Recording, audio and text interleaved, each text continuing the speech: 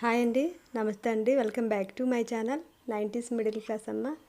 ఇదిగోండి స్టవ్ శుభ్రం చేసుకునే పద్ధతిని చెప్తున్నానండి. నేనైతే ఈ విధంగా సింపుల్గా మనం శుభ్రం చేసుకోవచ్చండి.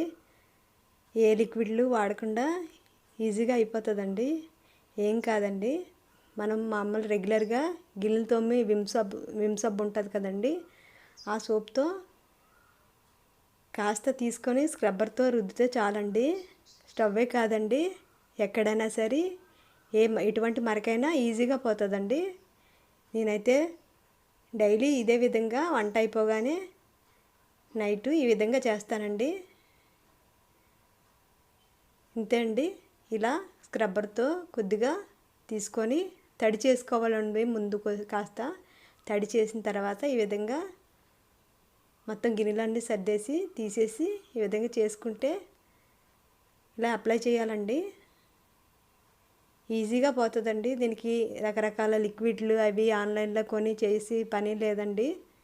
అంటే కొనుక్కుని ఇది స్తోమత ఉన్నోళ్ళు తీసుకోవచ్చండి.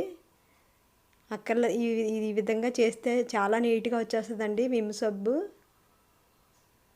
ఇవ్వండి, బ్యాక్ కూడా మనం గ్యాస్ వెనకాల టైల్స్ కూడా కాస్త జిడ్డు పడతాయి కదండి, అది కూడా ఇదే విధంగా స్క్రబ్బర్తో రుద్దేసుకోవాలండి.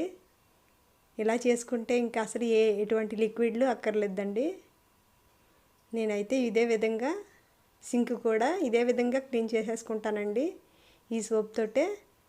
ఈ విధంగా ముందు సబ్బు అంతా అప్లై చేసి తర్వాత ఒక క్లాత్ తీసుకొని ఇలా తుడిచేస్తానండి. ఒకసారి తుడిచి దాన్ని మళ్ళీ కాస్త పిడిచేసి ఆ మురికంతా తీసి మళ్ళీ ఇంకోసారి జాడించేసి క్లాత్ని ఇంకోసారి మళ్ళీ తుడుస్తానండి.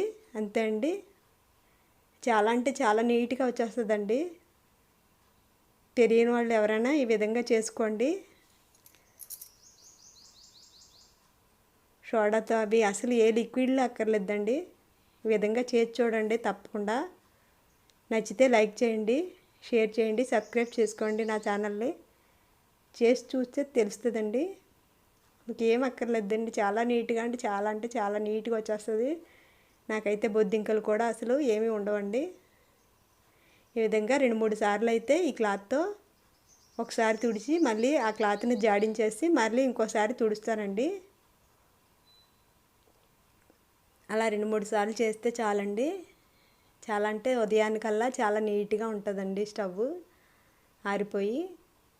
అలా వెనకాల కూడా టైల్స్ కూడా ఇదే విధంగా నేను రుద్దేస్తానండి. అసలు జిడ్డు అనేది పట్టదండి. ఇవి కూడా విమ్ సోప్తో తోమేసి పెట్టుకుంటానండి.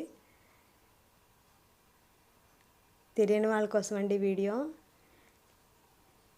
సింపుల్గా విమ్ సోప్తో అయిపోతుందండి. నచ్చితే తప్పకుండా లైక్ చేయండి, షేర్ చేయండి, సబ్స్క్రైబ్ చేసుకోండి.